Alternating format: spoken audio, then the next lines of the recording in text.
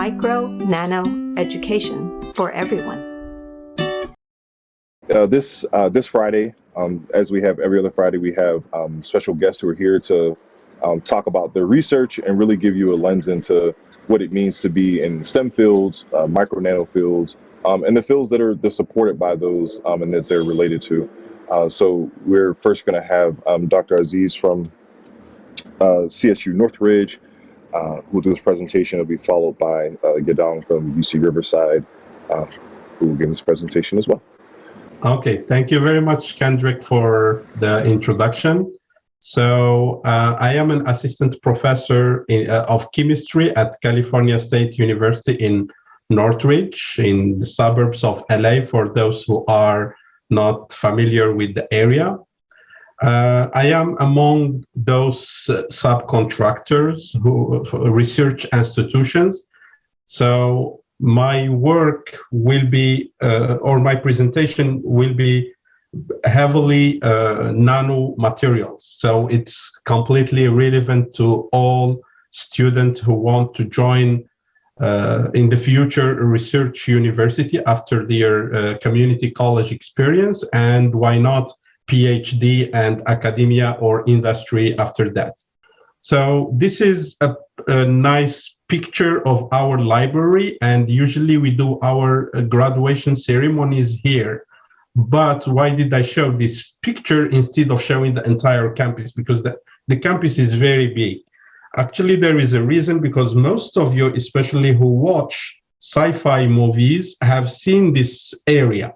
Maybe they just didn't notice that is actually at CSUN. And our library at CSUN actually is the main Starfleet Academy building in Star Trek movie. So if you can go back and watch it, and you will see our library. Of course, it's Hollywood. They made this background like we have the ocean next to our campus, but it's not the case. The ocean is maybe about 25 miles down. Okay, so my talk will be about the ultrafast spectroscopy of nanomaterials. So to study nanomaterials, you have first to make them. So that's why my laboratory has two rooms. One room is for making nanomaterials, and one room for studying nanomaterials. I will get back later. Why do we study nanomaterials? First, my lab is different from other labs, and maybe not only at CSUN, but even in other universities, because my lab is located in this building. It's new. I think it was opened 1 year after I was hired. So I waited 1 year for my lab to be ready in this building that is dedicated only to research. So we have no classrooms or lectures or teaching labs or anything, only for research. And it's multidisciplinary building. So myself from chemistry, there is a colleague from physics, is computational, and two colleagues from public health, and two colleagues from psychology. You may wonder, do psychology have labs? Yes, they do. Actually, one of my colleagues who is here, he has a lab of virtual reality for Alzheimer's disease studies. So they have very cool lab. Okay, so let's come back to nanotechnology. So what are the materials or the nanomaterials that I study in my laboratory? There are three main classes of nanomaterials. The first class is similar to one type of nanomaterials that most of you have heard of it, which is graphene. So most people heard of graphene, which is a single layer of carbon atoms, but just one carbon atom thickness. So the graphene, actually, the person who developed it in 2004 got awarded Nobel Prize of Physics in 2004. A few years later, we got a better type of materials. They are like graphene, they are monolayers, but better than graphene. But whenever I say better, it's always from the physics and chemistry point of view, because the graphene is a semi-metal, or metal. We can't really control very well the optical and electronic properties. But when the material is a semiconductor, there we can control it however we want. And again, when I say control it, I mean control its optical properties and its electrical properties. And this type of materials, it's here, we call them metal chalcogenides or transition metal chalcogenides. As you see here, like this second and this third, they are only 3 atoms thick, but only one layer of 3 atoms thick. And the good thing, they are semiconductors. So they have good emission. We control that emission. We tune it over from the visible spectrum to the infrared spectrum, depending again on this type of which chalcogenide, which transition metal we use. And of course, if we go with the second layer, the properties will change. That means we are tuning further the optical and electrical properties. So this is the first type of nanomaterials that I studied. The second type of nanomaterials is quantum dots, which are also semiconductors. And as you see here, they are very bright. And if you look here at the emission spectra, so each spectrum is the emission from one quantum dot, and why we have different emissions, different wavelengths, therefore to the person, to the average person, different colors.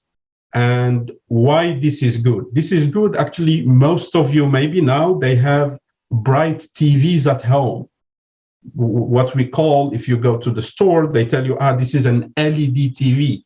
That's because its screen is made out of those quantum dots, LEDs. That's why they have brighter colors, better color resolution. The third type of nanomaterials that I study is metal nanoparticles. So they are nanoparticles, not like a graphene, which is a horizontal sheet. Those are three-dimensional, but small, nanometer size. And the same for as quantum dots. So when we change the size or the shape, so if we make those nanoparticles spherical, we have an absorption at a specific wavelength. And if we increase the diameter of that sphere, we increase further, or we shift further the wavelength of that absorption towards the infrared. And the same if we make cubes or cylinders. So every time you change the shape or size, you're tuning where does this particle absorbs. And this, it has a huge impact especially in the biomedical field. So first they started by using them in imaging. When people in the biomedical field want to image cells, they use a camera or detector based on these nanoparticles. But recently they are using them for photothermal therapy. So you see here, this is a depiction, not a real picture, where we have gold nanoparticles and we attach to them biomolecules. Then we shine light on this gold nanoparticle. Of course, we shine that light that is in resonance with where this nanoparticle absorbs. That means that nanoparticle will suck all that light that we shined, especially we designed them to absorb in the infrared. So when we inject them around the tumor area and we shine that infrared laser will pass through the tissue to reach the tumor area. And because those nanoparticles are designed to suck all that light, they will absorb it and they get hot. And because the cancer cells are attached to those nanoparticles or surrounded by those gold nanoparticles, they get burned and their DNA gets destroyed. So it's a safer way for treating cancer. Again, I'm not in the biomedical field, I'm physicist, chemist, but that's the principle. Hopefully, maybe 20 years from now, it will be well developed in hospitals. And the other consequence or application of these nanomaterials is, of course, solar cells. So solar cells are made of nanomaterials like quantum dots, or optoelectronics or LEDs, like I mentioned earlier in TV, or like those screens, super flat, nanometer thickness that can be injected in any in the surface where you will have a cell phone in your hand. Maybe you've seen it in sci-fi movies, but actually maybe 50 years from now, we will have it based on those nanomaterials. Okay, so to simplify the lab, so this is the laser lab, but this is the academic picture of this. So we use a femtosecond laser. Again, when I say femtosecond, I am talking about time scales on the order of 1/10000000th of 1/1000000000th of a second.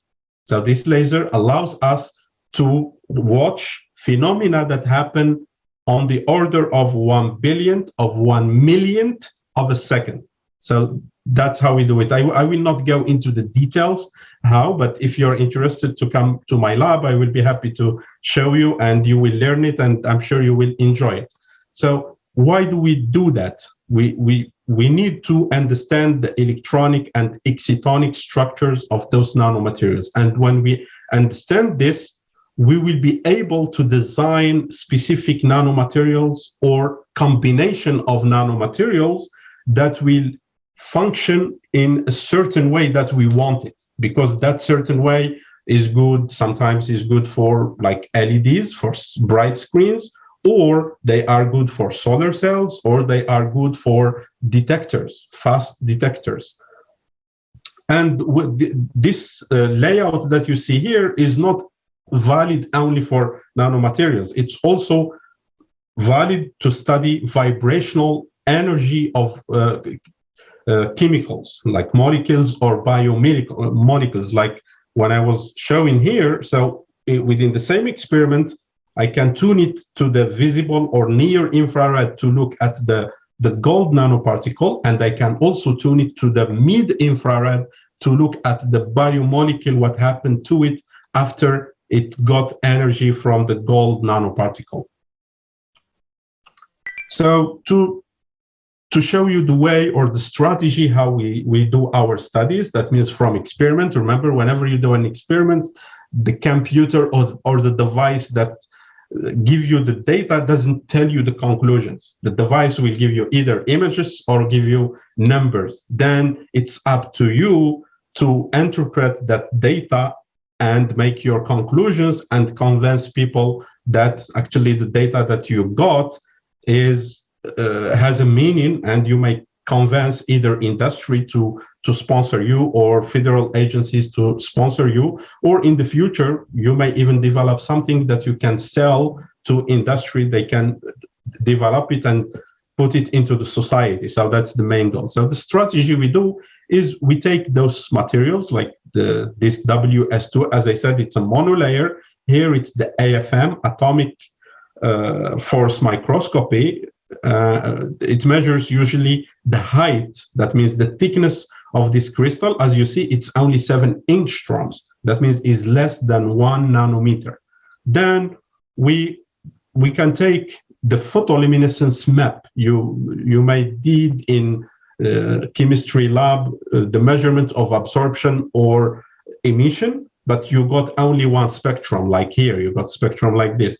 In my lab, we can map out an entire area in our sample. So as you see here, it is bright. If you look to the intensity here, you will see it's bright on the crystal, but dark outside the crystal.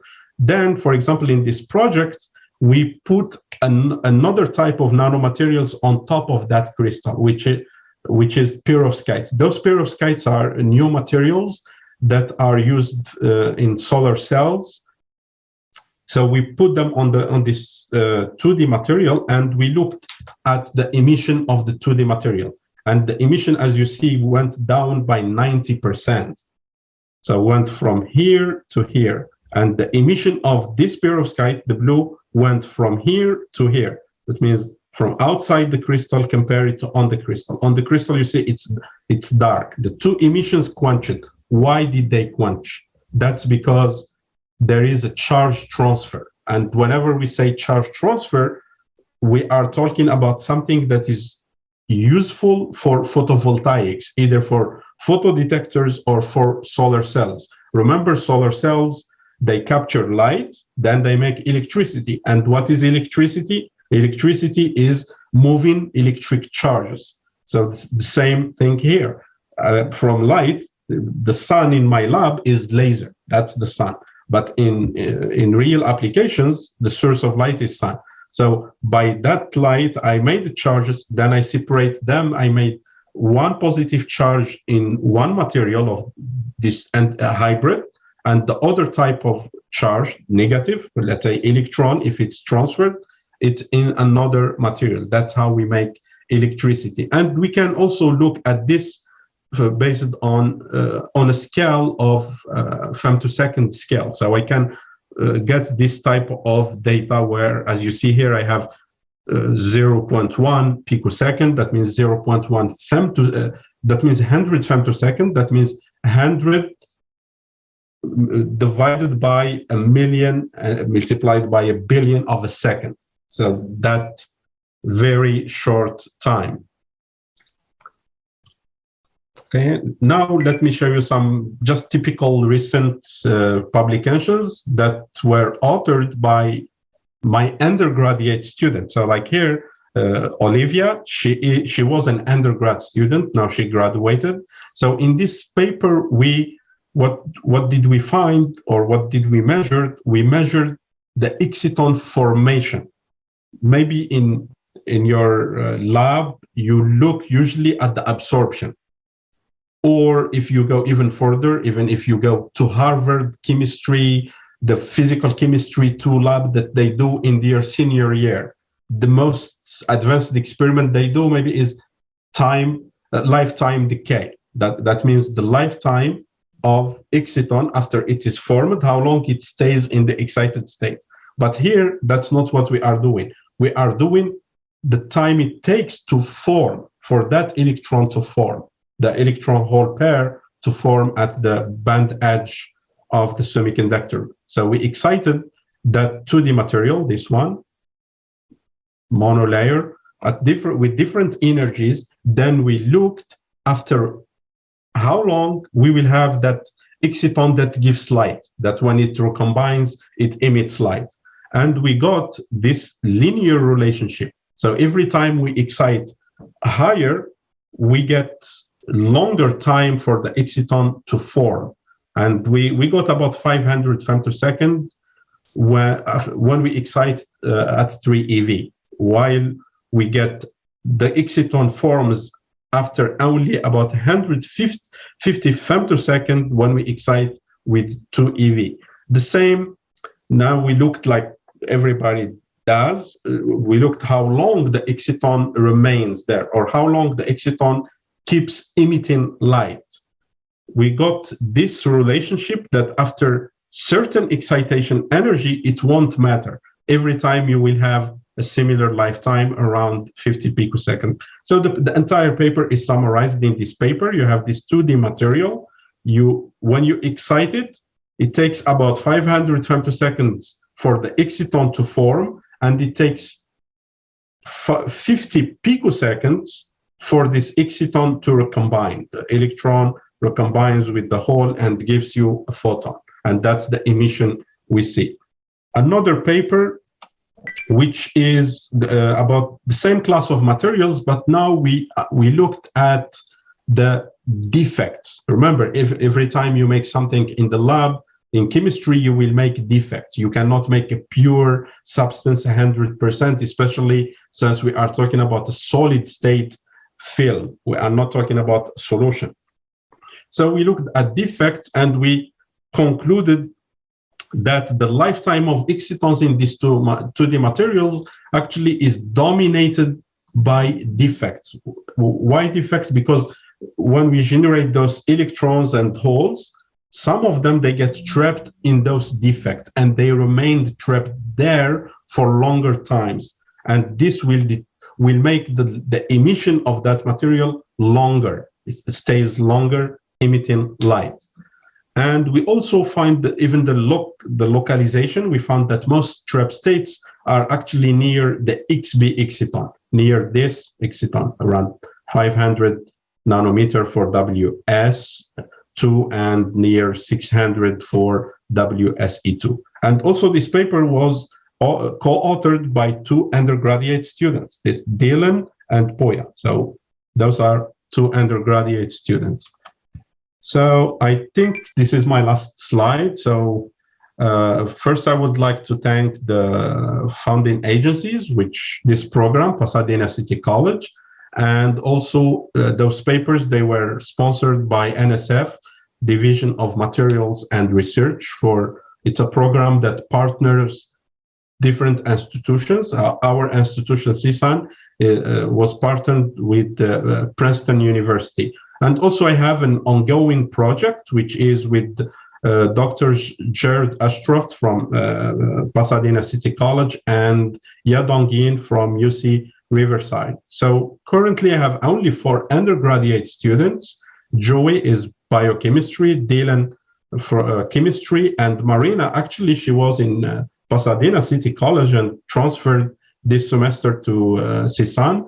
And Edward, he's actually biology major. So my lab can welcome students from any major, chemistry, physics, engineering, biology, and actually I have a student who just graduated on environmental sciences, and she was accepted to an MBA program. So with that, thank you very much for your attention, and please feel free to ask me questions. Awesome. Thank you so much, Dr. Aziz, for that amazing presentation. And really appreciate the way that you tied just like things we see in the world and movies into the research and university where you're at. So any questions from students, mentors, anyone for Dr. Aziz? I see someone asking me, who did we? No, it's the institution. So for me, for this work that I published, I didn't partner with anyone at Princeton. So the way that partnership works is during summer, Princeton opens an internship program for students from all around the country, and mostly from CSUN. So during last summer, one of my students went to Princeton and he spent 3 months doing research there, but unfortunately he did it online because of COVID. But usually every summer at Princeton, they get maybe 20 students from different universities and about 5 or 6 from CSUN. Yeah, Aziz, that question came from me. I'm actually at Princeton, and I was wondering which of our institutes was a sponsoring institute for that summer research program. I have a suspect it's probably the Institute of Materials, but I'll have to check. Okay, thanks. You're welcome. There is a message from Manny in the chat. Do you do any research in plasmonics for nanomotors? For nanomotors specifically, no. But of course, anything about plasmonics, we can do it. Again, not specifically the nanomotors, but we can read about what property of plasmonics that will be useful for nanomotors. And I might think of maybe carrier mobility in plasmonics, and definitely we can study carrier mobility in nanoparticles. And Dr. Aziz, can you just remind us what plasmonics is generally? Plasmonics are noble metal nanoparticles. And the word the plasmonics, it comes from localized surface plasmons, because metals, to make it simple, semiconductors, they have their electrons in the valence band. Then in order for those electrons to go to the conduction band, they have to get some energy at least equal to the gap, to cross that gap to the conduction band. But for metals, you have mixed conduction band with valence band. So electrons are always moving around in the conduction band with that overlaps with the valence band. And you can, if you can search it later, just search Fermi sea of electrons. That's the starting point for metals. But when those metals are confined in a small size, when we make them as nanoparticles, not a bulk metal, those electrons, they will have a collective frequency they oscillate with it. specific frequency. That frequency is the frequency that you see here when you take UVVs of gold nanoparticles. For example, if I look at this orange, it means the collective, or the frequency of collective oscillation of electrons in this gold nanoparticle is about 850 nanometers.